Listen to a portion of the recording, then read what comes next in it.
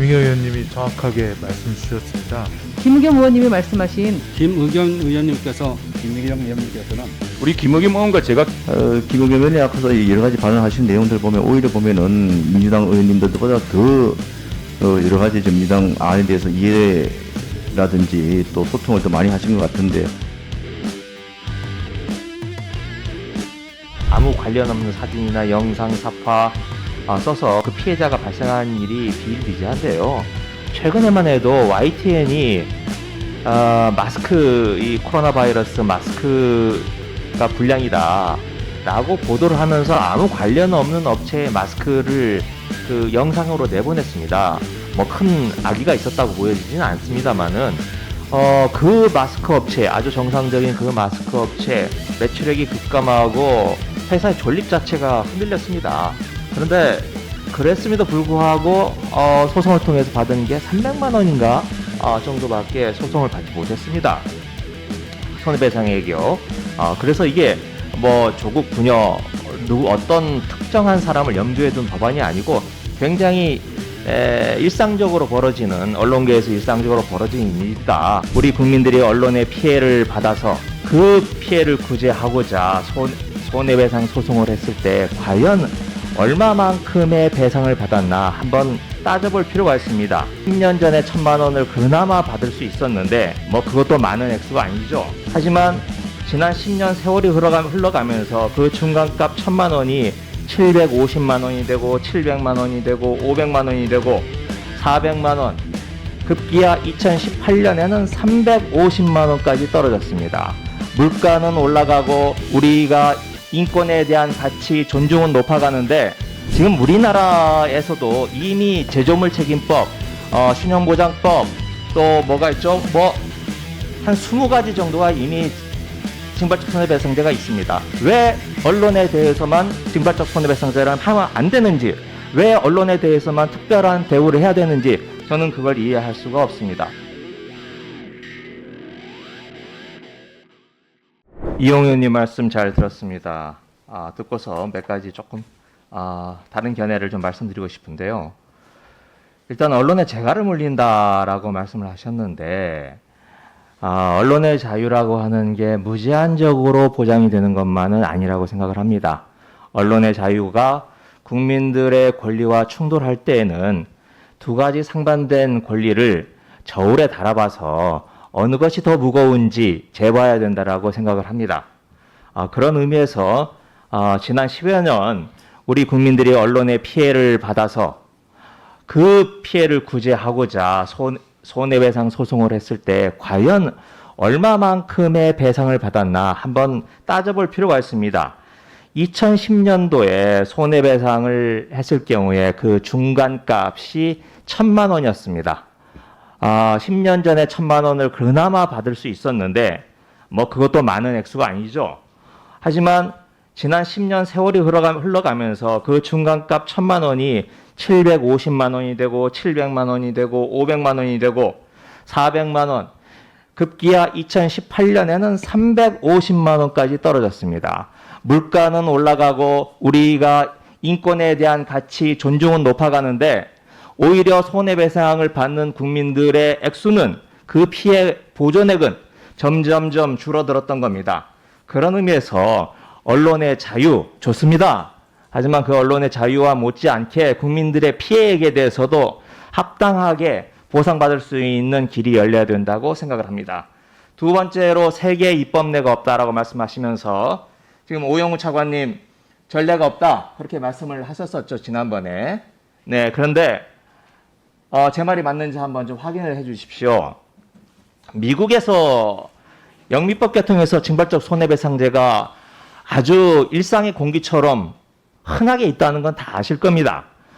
그때 미국의 징벌적 손해배상제는 언론만을 겨냥해서 언론과 관련된 법률에만 징벌적 손해배상제가 있는 게 아니고 모든 뭐 자동차를 만든다든지 뭐 기차를 만든다든지 모든 제조물을 만드는 법인들이 잘못됐을 때, 고의와 과실이 있을 때 거기에 대해서 징벌적 손해배상제를 매기면서 언론도 마찬가지로 다른 어떤 제조물 법인과 다르지 않게 특혜를 주지 않고 똑같이 징벌적 손해배상제를 먹이는 겁니다.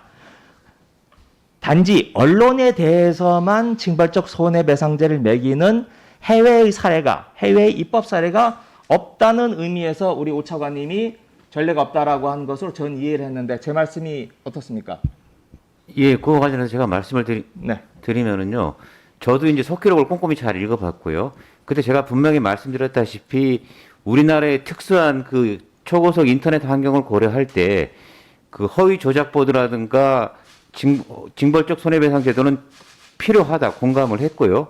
그러고 나서 이제 최영두 의원님께서 그 입법조사처를 통해서 조사를 해가지고 그 사례가 없다. 그래서 제가 있더라도는 많지 않을 것인다라고 얘기를 했고, 제가 그 과도했다라는 얘기는 그 속기록을 읽어보시면 아시겠지만 처음에 이제 그 민주당 대안으로 이제 상한액만 이제 5배 이내로 이제 도입을 했는데 그 다른 의원님께서 3배에서 5배까지를 도입을 해가지고 하한액을 두는 것은 과도하다는 그런 언급이었습니다. 네네.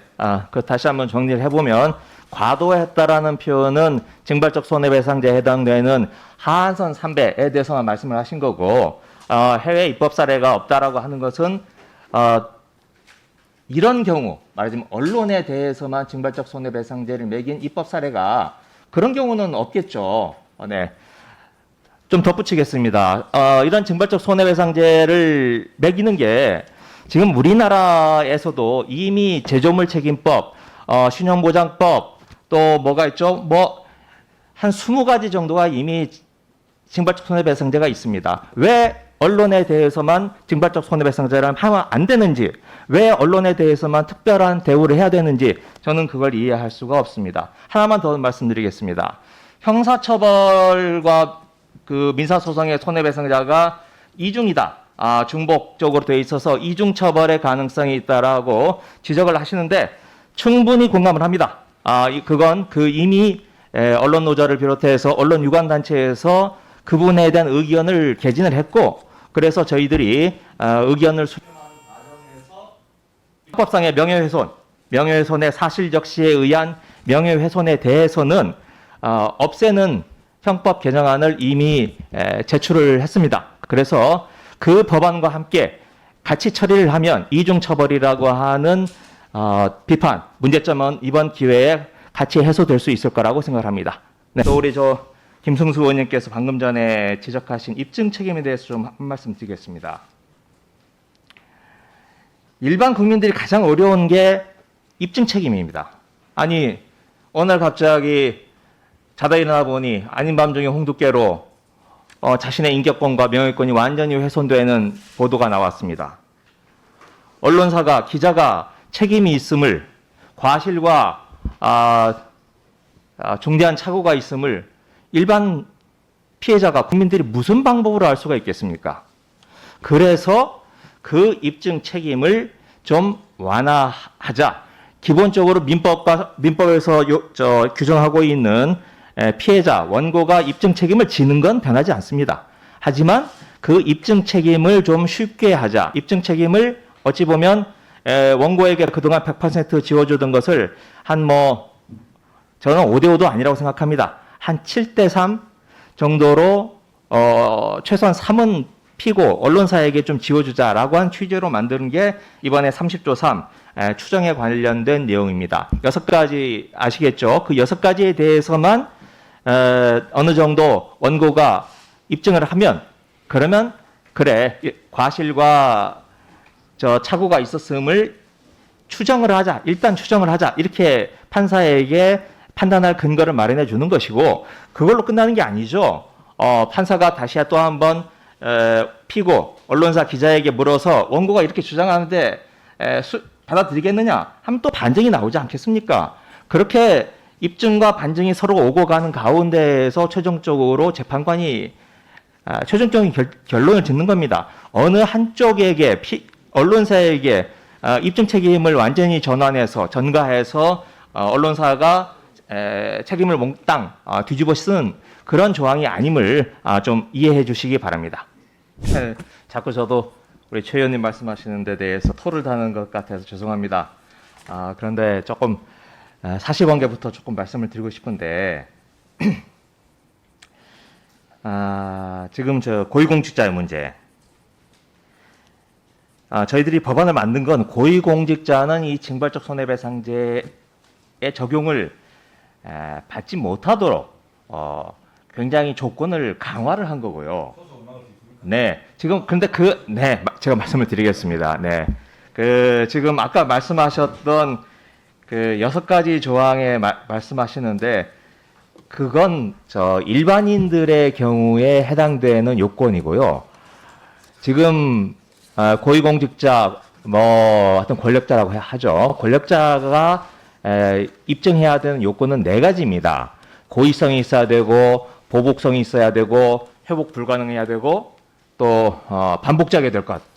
이 4가지를 고위공직자가 입증을 해야 되는 겁니다. 그래서 자, 3가지 장애가 있습니다. 3가지 삼중 잠금 장치가 있습니다. 첫 번째, 허위 조작 보도해야 됩니다. 단순한 오보가 아니고 의도성이 있는 그런 허위 조작 보도, 가짜 뉴스여야 되고요. 두 번째로는 명백한 고의와 중대한 과실이 있어야 됩니다. 그걸 또 이 고위공직자가 입증을 해야 돼요. 그리고 세 번째로 더 나아가서 거기에서 한 발 더 나아가서 악의가 있음까지 입증을 해야 되는 겁니다. 3중의 허들을 뛰어넘어야 겨우 징벌적 손해배상제로 손해를 보상받을 수 있는 겁니다. 그리고 그 고의가 뭐냐에 대해서 30조 2의 2항에 대해서 4가지 조건을 만들어 놓은 겁니다. 그래서 그냥 이게 있다고 그래서 고위공직자나 어떤 권력자들이 남용을 할 수 있다, 그렇게 생각하지 않습니다.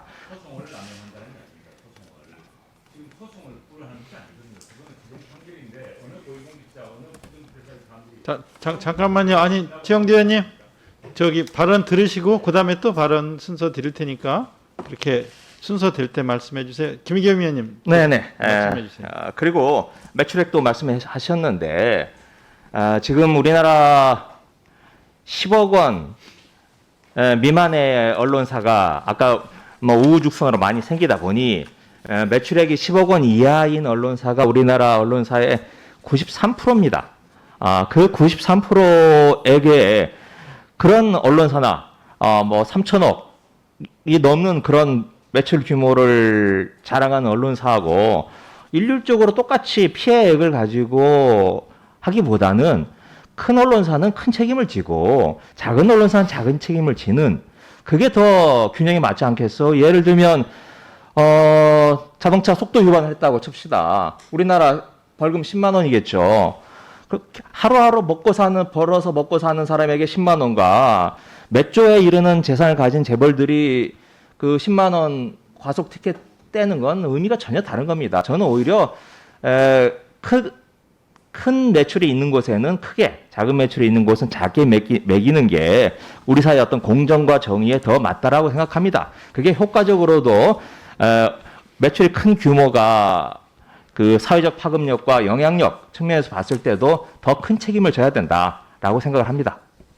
네, 저도 이제 좀 마무리를 좀 지었으면 하고 싶은데요.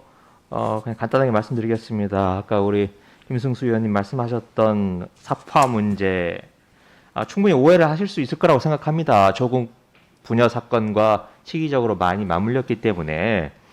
그런데 이게 언론계에서는 참 비일비재한 일입니다. 아무 관련 없는 사진이나 영상, 사파 써서 그 피해자가 발생한 일이 비일비재한데요. 최근에만 해도 YTN이 이 코로나 바이러스 마스크가 불량이다라고 보도를 하면서 아무 관련 없는 업체의 마스크를 그 영상으로 내보냈습니다. 큰 악의가 있었다고 보여지지는 않습니다만은 그 마스크 업체, 아주 정상적인 그 마스크 업체 매출액이 급감하고 회사의 존립 자체가 흔들렸습니다. 그런데 그랬음에도 불구하고 소송을 통해서 받은 게 300만 원인가 정도밖에 소송을 받지 못했습니다. 손해배상액이요. 그래서 이게 조국 부녀 어떤 특정한 사람을 염두에 둔 법안이 아니고 굉장히 일상적으로 벌어지는, 언론계에서 일상적으로 벌어지는 일이다 한 점을 좀 양해를 해주시기 바라고, 지금 또 이 찬반에 대해서 57%다, 36%다, 이렇게 이야기를 하는데 사실은 이런 쟁점이 있기 전에 그 전에 징벌적 손해배상제에 대해서 여러 차례 여론조사가 있었습니다.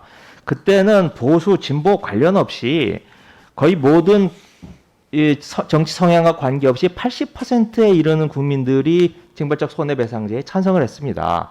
최근에 들어와서 이 징벌적 손해배상제 5배가 국체적으로 확정이 되고 여야 간의 정치적 공방이 벌어지고 이 기성 언론에서 이에 대해서 반대를 하니까 이게 그나마 줄어든 겁니다.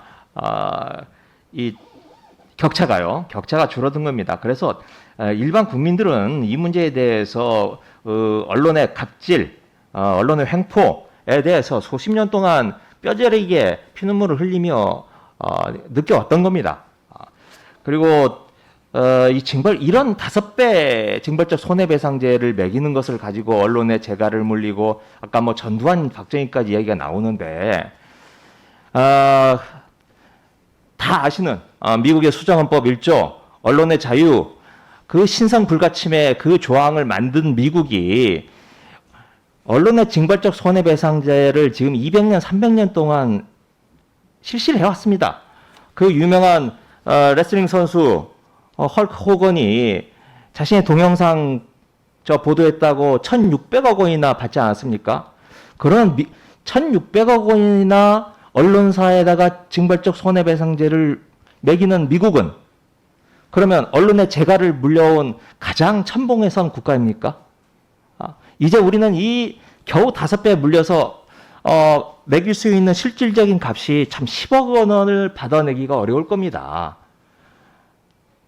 전 그래서 다시 한번 말씀드리지만 이제 겨우 저는 우리나라의 이 비뚤어진 언론 풍토 또 언론 사주에 의해서 휘둘려지는 이 언론 풍토를 이제 겨우 좀 잡아나가는 첫 단추라고 생각합니다.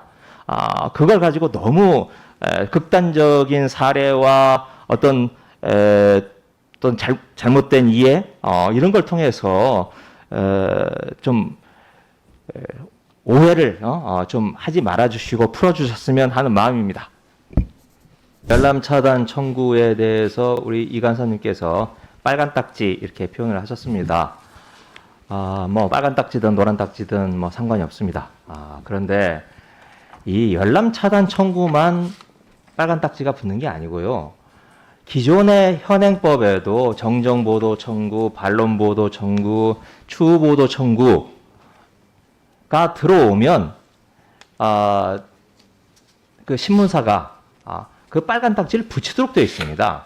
그 정정보도, 반론보도, 추후보도에 빨간 딱지 붙이는 거하고 이 열람 차단 청구에 빨간 딱지 붙이는 게 저는 왜 그렇게 크게 받아들이시는지 저 이해가 잘 안 갑니다. 그래서 이 열람 차단 청구라고 하는 게 물론 뭐 다른 나라에 없다라고 해서 굉장히 무슨 기이한 법안은 아니라고 생각합니다. 열람보도, 반론보도, 추후보도 해왔던 연장선에서 새로운 인터넷 환경에 맞춰서 우리나라 국민의 75%가 80%가 인터넷을 보고 있고 그걸 통해서 기사를 보고 있으며 그리고 언론 중재원에 오는 그 잘못된 보도에 대한 호소의 75% 4명 중 3명이 이 열람 차단을 요구를 하고 있습니다. 그리고 이미 언론중재위원회에서 이 열람 차단 청구라고 하는 법에는 없지만 열람 차단 청구의 형식으로 양쪽의 의견을 조정하고 중재를 하고 있는 게 현실입니다. 그래서 이게 무슨 그렇게 기이하고 어느 날 갑자기 툭 떨어진 게 아니다. 좀 이해를 해주시기 바랍니다.